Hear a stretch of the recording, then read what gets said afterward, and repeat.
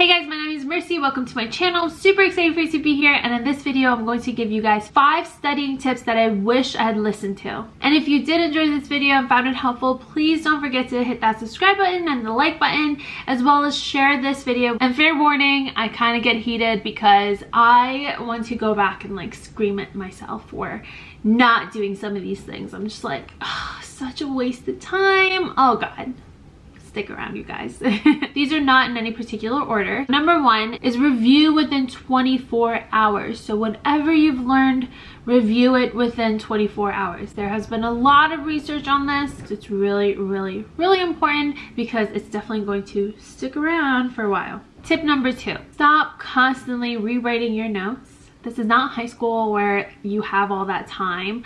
This is not college where you have all that time. This is med school where you have just about 0 time. And that's why it's so important to have time management skills. I feel like time management skills is important for just about any career path, but especially for medical school. God, you'll get through it. I mean, I got through it and I'm not the greatest person with time management, but when you have time management skills down, you are going to be rocking medical school so hard. But going back to the tip 2, don't constantly rewrite your notes. On Instagram, for example, you see all these beautiful notes and you're just like, I want to do notes like that.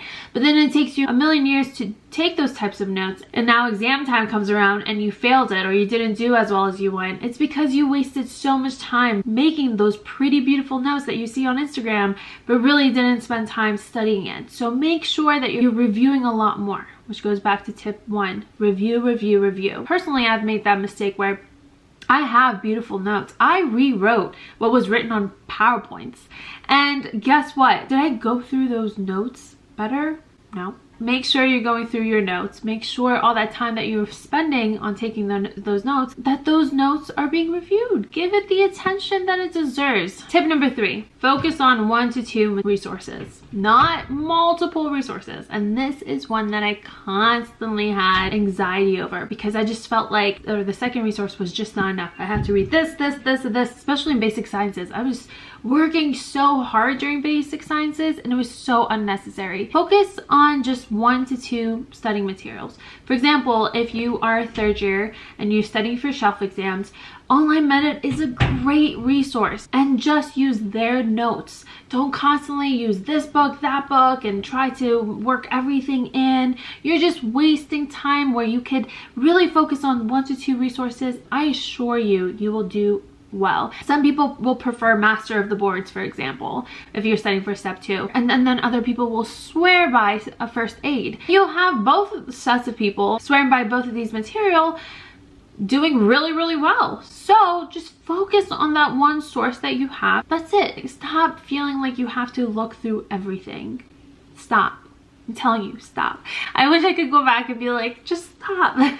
Step 4, do other things along with studying. Meaning, go to the gym. Meaning, go out to eat. Meaning, talk to your mom and dad on the phone. Meaning, hang out with your friends. I mean, there are, especially if you're like a 3rd year and you have to go to the hospital, do this, do that, you have all these other things. So yes, there are times where you're not going to be able to call, you're not going to be able to hang out with your friends and whatnot, because you have to make that sacrifice. What I'm trying to make is don't dedicate 8 hours, 5 hours of studying time, but while you're sitting down, you're just staring at the screen for hours and hours and not really taking anything in. Or going on your phone constantly, or doing this and that constantly, but you're not really dedicating that study time towards studying. So as soon as you recognize that, I know that anxiety of, oh no, but I have to be sitting here. No, I have to be studying. I can't just go to the gym. I'm gonna feel anxious that I'm not studying. But are you really actually studying? Honestly, I get it because I was that. I was constantly just staring blankly at my notebook, rereading the same line over and over again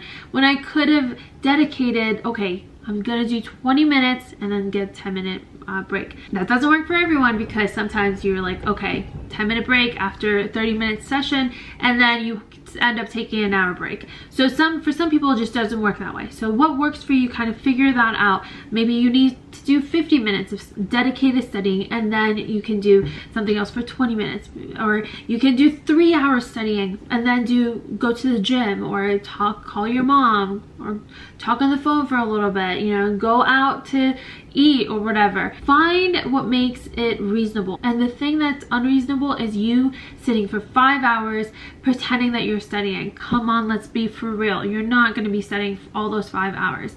And you can say, okay, well, yeah, because this is what I said. Well, yeah, I mean, I'm just gonna Netflix for a little bit to give myself a break. But you're sitting in that same seat that you were studying to watch Netflix on. And guess what? Your mental state is not going to get that break that it needs. So my point being, don't force yourself to study for 5, 6, 8 hours all day without doing something else, without giving your brain a break.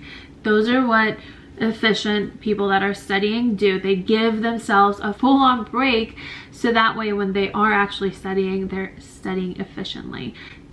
Trust me, it's gonna take some time, but you really need to work on it. Girl, boy, you need to work on it. Okay, so tip number 5. Studying with people is not for everyone. I know it wasn't for me. So you need to either study with a group, or you need to study out loud. Because when you're studying with others or you're studying out loud, you really know whether you really know the material. So if you don't know the material and you're trying to explain it to someone, or you're trying to explain it out loud, you'll catch it. Whereas if you're not explaining it out loud, whether to a group of people or to yourself or your invisible audience, you are not going to catch it, and you're going to think that you know whatever you just studied. For example, if someone were to ask you a question and you think you have all that concept down, and now you just realize, wait, I can't answer that question, so maybe I don't know it as much as I thought I did. That's why it's nice to have study groups, because they ask questions, but also when you study out loud, you actually see that you actually know. And that's it for the video, guys. I really hope that you found this helpful, and if you did, please share, as it might help someone else like it did you. And if there are other things that you recommend, or other things that you find that helped you, please leave a comment down below to share with others. I know it's really, really hard getting through medical school. I know the sacrifices and the pain, but you can do it. So get through it, and definitely listen to these tips. I promise you, you'll be those people that seem to have all their life together. They're doing so much more than just studying. They have time to go to the gym. They have time to look good. They have time to do all these other things and study. You can do that too, but you just have to learn to study efficiently. Okay, I'll stop talking and hope you have an amazing day. Don't forget to hit that subscribe button and the bell button, so that way you're notified every time I post. And yeah, and definitely leave a comment below showing your love and support. See you guys in the next video.